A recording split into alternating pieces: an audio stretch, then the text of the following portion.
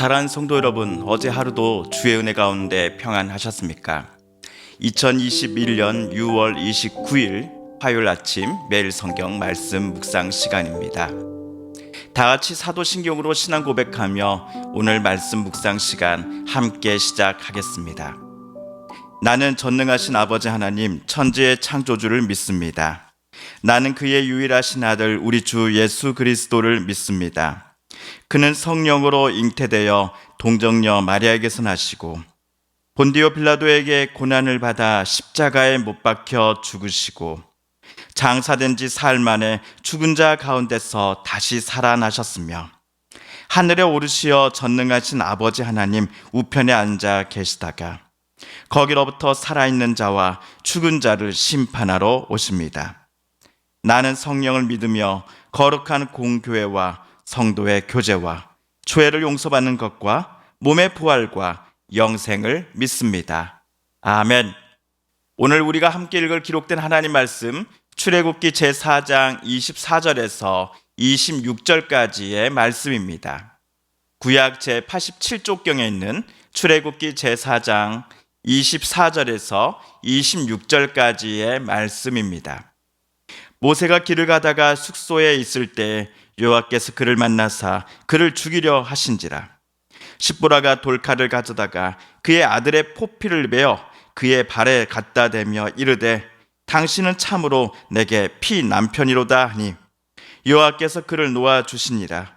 그때 십보라가 피 남편이라 함은 할례 때문이었더라. 아멘. 지난주 금요일 모세는 하나님의 명령에 순종하고자 이집트로 올라가기로 마음먹었습니다. 여호와 하나님보다도 이집트 파라오가 더 무서웠던 모세였기에 이집트로 가는 것을 처음에 모세는 두려워하였습니다. 그러나 하나님께서 호렙산에서 모세에게 보여주신 이적들과 또한 확실한 말씀들로 말미암아 모세는 비로소 용기를 가질 수 있었지요. 애굽으로 출발하기 전 모세는 이드로를 찾아가 인사를 드렸습니다. 장인어른 이드로는 40여 전 이곳에 도망자로 내려왔던 모세를 따뜻하게 품어주고 게다가 자기 딸까지 신부 삼게 해준 모세의 은인입니다. 사위와 또 장인어른이 주고받는 이 작별 인사를 한번 곰곰이 읽고 또 살펴보다면 두 사람이 얼마나 서로를 진실하게 대했고 또 존중했는지를 우리는 알 수 있습니다. 한편 모세는 이집트로 출발할 때 혼자가 아니었습니다. 그의 아내 십보라와 미디안에서 낳은 아들들이 모세 옆에 있었기 때문입니다. 그런데 이때 24절을 한번 보시겠습니까? 하나님께서 이집트를 향해 막 출발한 모세와 그의 가족들을 향해 찾아오시더니 모세를 죽이시려고 하는 게 아닙니까? 이집트에 가기 싫다고 미디안에 그냥 남아있으며 지금처럼 평범한 삶을 살고 싶다던 모세를 어떤 때는 어린아이처럼 달래기도 하시고 다른 때는 화난 부모처럼 엄하게 꾸짖기도 하시면서 결국 이집트로 보내신 분이 누구입니까? 여호와 하나님이십니다. 또한 이집트로 떠나는 모세 일행을 찾아와 그를 죽이려고 하신 이는 또 누구입니까? 마찬가지로 여호와 하나님이십니다. 정말 모순된 상황이지요. 지킬 박사와 하이드라는 제목을 가진 소설의 주인공처럼 혹시 하나님께서도 아침 다르고 저녁 다른 이중인격을 갖고 계신 분이었을까요? 구약 성경에는 이처럼 해석하기 어려운 여러 장면들이 있긴 하지만 오늘 우리가 읽은 출애굽기 2장면만큼 해석하기가 어려운 본문은 또 없을 겁니다. 구약학자들도 오늘 본문을 주석하는데 상당한 어려움을 호소합니다. 먼저는 24절, 25절을 자세히 보고 있노라면 하나님께서 오늘 누구를 죽이고자 하신 것인가 라는 의문부터 읽는 이에게 생겨나기 때문이지요. 제가 24절, 25절을 히브리어 원문을 직역해서 다시 한번 읽어보겠습니다. 우리 성도님들께서는 그라는 대명사에 유의해서 한번 봐주십시오. 모세가 길을 가다가 숙소에 있을 때에 여호와께서 그를 만나사 그를 죽이려 하신지라. 십보라가 돌칼을 가져다가 그녀의 아들의 포피를 베어 그의 발에 갖다 대며 이르되 당신은 참으로 내게 피남편이로다 하니.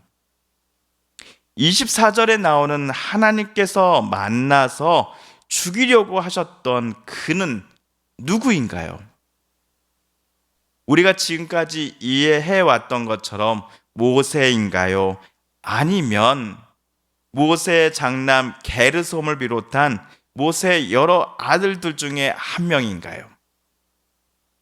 또한 25절에서 십보라가 아들 게르솜의 포피를 베어서 그의 발에 갖다 줬다라고 하는데, 그의 발이란 도대체 누구의 발이었을까요? 남편 모세인가요? 아니면 아들 게르솜인가요? 이도 저도 아니라면 여호와 하나님인가요? 이런 질문들에 대해 학자들은 다양한 의견들을 내놓습니다. 그럼에도 주석서 등에 자주 등장하는 해석 중 두 가지를 이 시간 잠시 짧게 한번 여러분께 소개해 드리려고 합니다. 첫 번째 해석은 모세가 이집트에서 저지른 살인죄에 대해 하나님께서 잊지 않으시고 죄값을 묻기 위해서였다라는 해석입니다. 모세는 애굽에서 이집트 사람을 죽이고 미디안으로 도망쳐 나왔습니다. 한참 후에 이스라엘에 원치 않게 살인을 저지른 이를 보호하기 위해 도피성이라는 제도가 생겨나게 됩니다. 도피성에 숨은 사람을 아무리 왕이라 할지라도 강제로 그 살인자의 신변을 구속할 수 없습니다. 도피성처럼 출애굽기의 모세는 미디안이라고 하는 도피처에 숨어 있었습니다. 하지만 그가 살인죄를 저지른 것에 대한 합당한 처벌을 모세는 아직 받지 않았습니다. 오늘 미디안이라고 하는 도피처를 나왔을 때 하나님께서는 모세에게 합당한 벌을 내리고자 하셨다라는 것이 어떤 학자들의 주장입니다. 다행히도 이때 십보라가 남편을 위해 기지를 발휘해서 자기 아들의 포피를 베는 할례를 행하였습니다. 그러자 하나님께서는 모세를 죽이지 않고 놓아주셨다라고 되어 있죠. 오늘 26절입니다. 여호와께서 그를 놓아주시니라. 그때 십보라가 피남편이라 함은 할례 때문이었더라. 한편 자주 등장한 두 번째 해석은 하나님께서 모세 또는 모세의 아들을 실제로 죽이려고 하신 게 아니었다라는 해석입니다. 그렇다면 오늘 하나님께서 우리에게는 이해가 되지 않는 이런 행동을 하셨던 이유가 도대체 무엇이었는가? 라는 질문이 저와 여러분에게 생겨나지 않습니까? 두 번째 해석을 주장하는 학자들에 따르면 하나님께서 모세와 그의 아들들에게서 할례 의식을 빨리 행하기를 원하셨다라고 그들은 주장합니다. 이스라엘에서 할례는 단순히 남자의 그 성기의 포피를 베어내는 것이 아닙니다. 하나님께서 아브라함과 계약을 맺으시며 그의 하나님이 되심을 선언하셨을 때 아브라함과 그의 아들 이스마엘은 할례를 행하였습니다. 창세기 17장 10절을 제가 찾아서 한번 읽어보겠습니다. 너희 중 남자는 다 할례를 받으라. 이것이 나와 너희와 너희 후손 사이에 지킬 내 언약이니라. 나중에 모세를 이어 이스라엘의 지도자가 된 여호수아 때에도 가나안 정복이라고 하는 큰 사건을 앞두고서 이스라엘 전체 남자들이 할례를 행하기도 하였습니다. 이처럼 이스라엘 사람들에게 할례는 하나님의 백성으로 거듭난다라고 하는 징표 중에 징표였던 것이죠. 오늘 출애굽기 본문으로 되돌아가 보겠습니다. 미디안 땅을 출발하여 애굽으로 올라가는 모세와 게르솜, 그리고 이름이 아직 소개되어 있지 않은 그의 아들들은 할례를 이미 받았을까요? 아니면 할례를 아직 받지 않았을까요? 문맥을 볼 때 모세와 아들들은 아직 할례를 받지 않았던 것으로 보입니다. 모세는 히브리인으로 태어났지만 이집트 왕궁에서 3개월째 때부터 약 40년간을, 그리고 여기 미디안 땅에서 40년간을 또 지내오다 보니 할례를 할 필요가 없었습니다. 모세가 이렇다 보니 미디안에서 모세가 낳은 아들들은 매한가지였겠지요.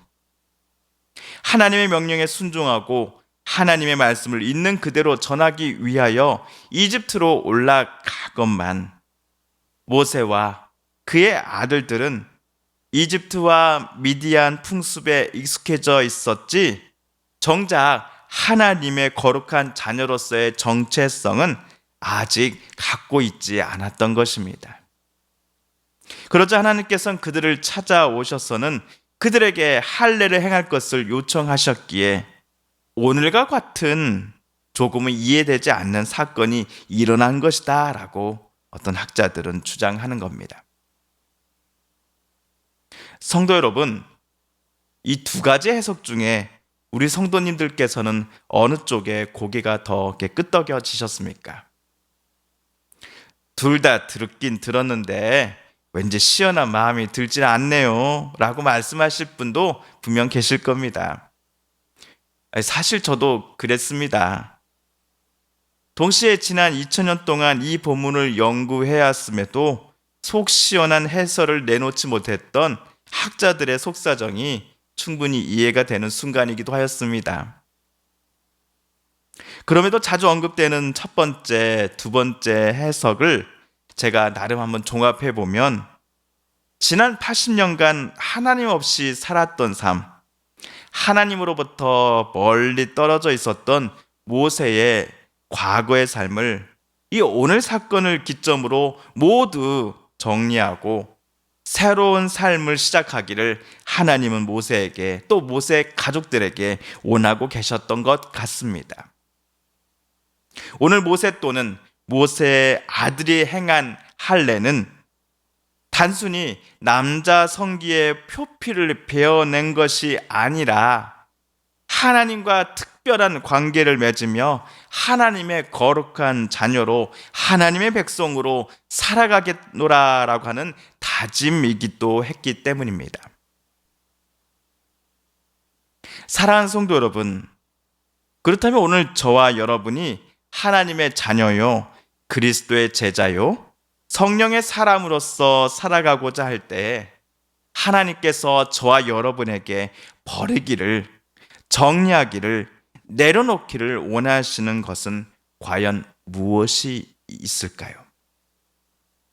오늘 말씀을 곰곰이 묵상해 보시면서 우리 마음속에 떠오르는 그것을 이제는 내려놓고 뒤로 하고 정리하고 주님만을 따르게 해달라고, 주님을 닮아가며 살아가게 해달라고 이 아침 우리는 기도해야 하겠습니다. 사랑하는 성도 여러분, 오늘 말씀을 읽으실 때에 하나님께서 저와 여러분에게 깨닫게 해주신 교훈과 말씀, 또 들려주신 음성을 기억하며 이 시간 우리 함께 말씀 붙잡고 기도하기를 원합니다. 우리 성도님들과 가족들 중에 하나님의 고쳐주심과 일으켜 세워주심을 놓고 간절히 기도하는 분들이 계십니다. 이 시간 우리 또 함께 그분들의 이름을 부르며 기도하십시다. 마지막으로 우리가 가지고 나온 간절한 기도 제목, 하나님께 아뢰며 하나님의 은혜의 보좌 앞으로 더 가까이 나아가겠습니다. 함께 기도합니다.